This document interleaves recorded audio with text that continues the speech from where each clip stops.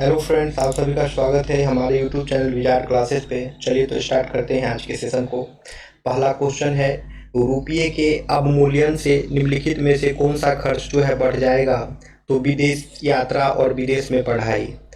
विनियम विनिमय दर, exchange rate का अर्थ क्या है? तो एक मुद्रा के बदले दूसरी मुद्रा की दर।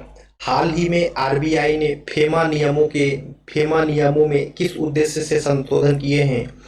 तो अंतर्राष्ट्रीय लेन देन में भारतीय रुपया आईएनआर के उपयोग को बढ़ावा देने के लिए। आरबीआई ने किस प्रकार के खातों को गैर निवासियों के लिए विदेशी शाखाओं में खोलने की अनुमति दी है? तो आईएनआर खाते। एसएनआरआर खाता का पूरा नाम क्या है? तो स्पेशल नॉन रेसिडेंट रूपी अकाउंट। आरबीआई के हालिया नियमों के अनुसार एसएनआरआर खातों की समय सीमा को कैसे बदला गया है? तो 7 वर्ष की सीमा हटाकर अब समझौते की अवधि तक मान्य।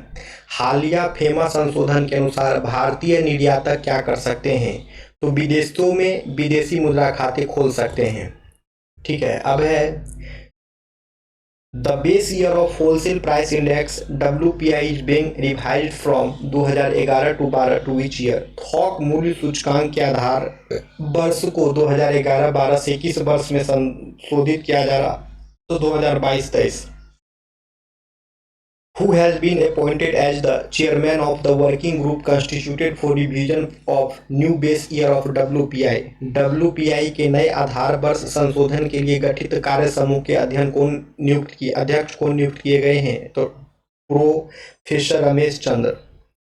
रमेश चंद्र की संस्था के सदस्य हैं? नीति आयोग। WPI के आधार वर्ष को अपडेट करने का मुख्य उद्देश्य क्या है? वर्तमान आर्थिक संरचना को बेहतर दर्शाना। WPI किस मंत्रालय के तहत तैयार किया जाता है? वाणिज्य एवं उद्योग मंत्रालय।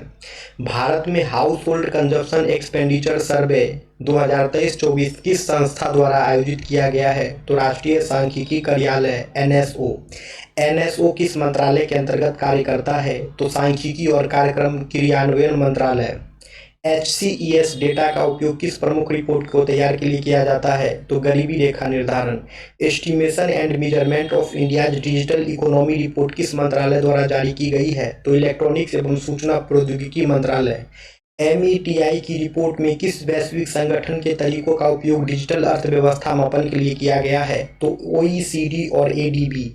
वर्ष 2024 में मेजर ध्यानचंद खेल रत्न पुरस्कार किस मंत्रालय द्वारा प्रदान किया गया है? तो युवा मामले एवं खेल मंत्रालय। निम्नलिखित में से किसे शतरंज में उत्कृष्ट प्रदर्शन के लिए खेल रत्न पुरस्कार 2024 से सम्मानित किया गया है? तो गुकेश D। हरमनप्रीत सिंह को खेल रत्न 2024 किस खेल में प्रदर्शन के लिए मिला है? हॉकी।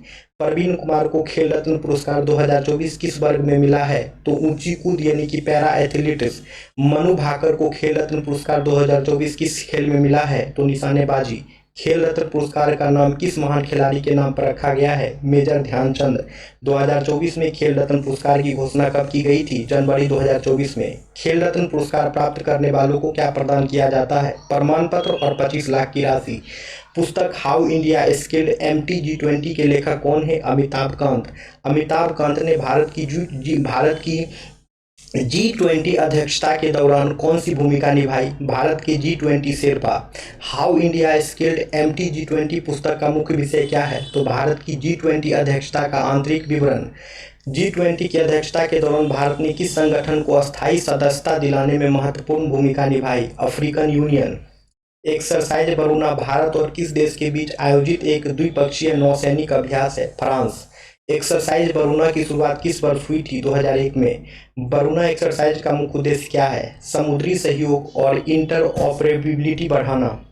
वरुणा 2024 का आयोजन किस समुद्री क्षेत्र में किया गया है? तो अरबी सागर में। एक्सरसाइज वरुणा किस प्रकार का सैन्य अभ्यास है? संयुक्त नौसैनिक अभ्यास है।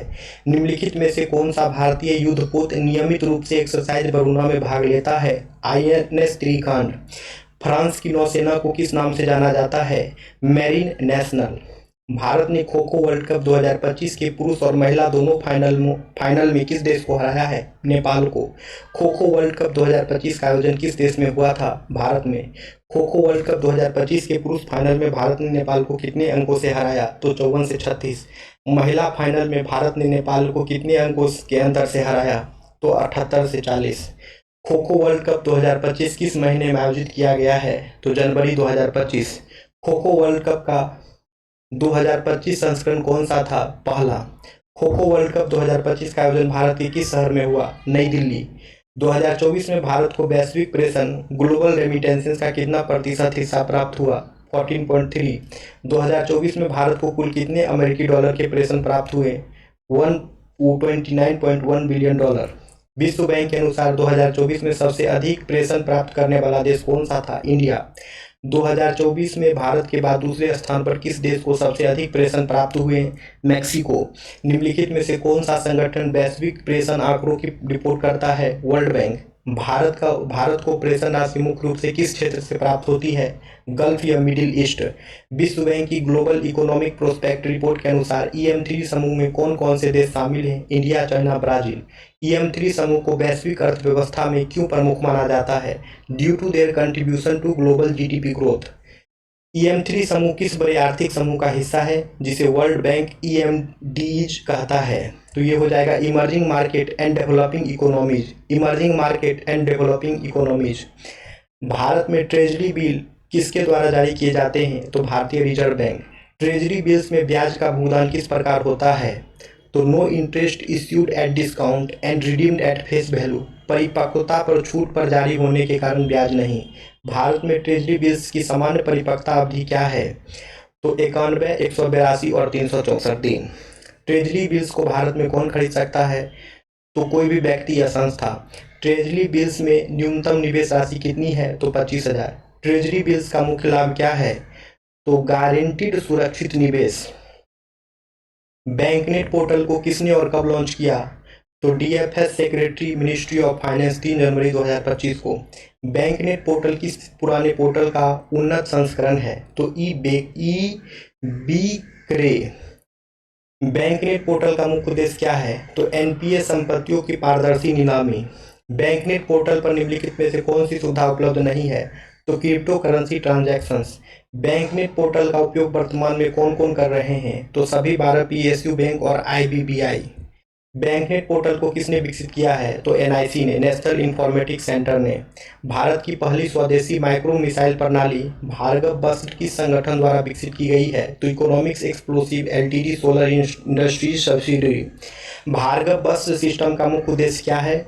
तो स्वार्म ड्रोन हमलों का मुकाबला करना। भार्गव बस्त प्रणाली की परीक्षण स्थल कहाँ थी और परीक्षण कब किया गया? तो गोपालपुर, जनवरी 2025। प्रोजेक्ट विस्तार की मंजूरी किस संस्था और मंत्रालय द्वारा की गई है? तो IIT मद्रास और कृषि व किसान कल्याण मंत्रालय। प्रोजेक्ट विस्तार का पूरा नाम क्या है और इसका प्राथमिक उद्देश्य क्या है? Virtually integrated system to access agricultural resources, digitalise agricultural extension. Project Vistaar किसानों को किन प्रकार की सलाह और सेवाएं प्रदान करता है? तो फसल उत्पादन, मूल्य वृद्धि, मार्केटिंग, सप्लाई चेन। प्रोजेक्ट विस्तार के तहत डिजिटल कृषि विस्तार का क्या प्रभाव लक्षित है? तो किसानों तक उच्च गुणवत्ता युक्त सलाह पहुंचाना। Logistic is across different state leads 2024 report किस मंत्रालय द्वारा जारी की गई है? तो ministry of commerce and industry. Leads 2024 report का विमोचन कब और किसने किया? तो जनवरी 2025 पीयूष गोयल ने। लीड्स रिपोर्ट किन 4 स्तंभों पर राज्य के लॉजिस्टिक प्रदर्शन का आकलन करती है? तो infrastructure, services, regulation, sustainability. Leads 2024 report का मुख्य उद्देश्य क्या है? तो राज्यों और केंद्र शासित प्रदेशों में लॉजिस्टिक सुधार को बढ़ाना। लीड्स रिपोर्ट का पैटर्न किस वैश्विक इंडेक्स पर आधारित है? Logistic performance index. Entity locker platform किस मंत्रालय के अंतर्गत विकसित किया गया है? तो ministry of electronics and information technology. अब है इंटिटी लॉकर को विकसित करने वाली संस्था कौन सी है? तो national e governance division. Entity locker का मुख्य उद्देश्य क्या है? Business and organisation document management and verification. Entity locker किस प्लेटफॉर्म का विस्तार है? तो डिजी लॉकर। इंटिटी लॉकर सेवा का मुख्य लाभ क्या है?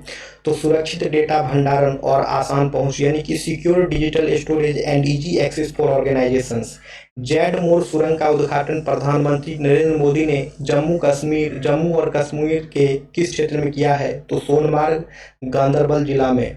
जेड मोर टनल का मुख्य उद्देश्य क्या है? तो पर्यटक संपर्क और सामरिक संपर्क को बढ़ावा देना, to improve tourism and strategic connectivity. Z Morh tunnel किस प्रमुख टनल परियोजना का पूरक है? तो जोजिला टनल।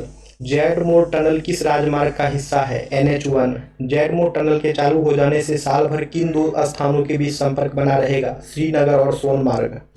जेड मोड़ सुरंग की कुल लंबाई कितनी है? 5.2 किलोमीटर। भारत की पहली केबल स्टेट रेल पुल अंजी खाड़ ब्रिज किस केंद्र शासित प्रदेश में स्थित है? तो जम्मू और कश्मीर। अंजी खाड़ ब्रिज किस जिले में स्थित है जहां इसका निर्माण पूरा किया गया है? रेसी।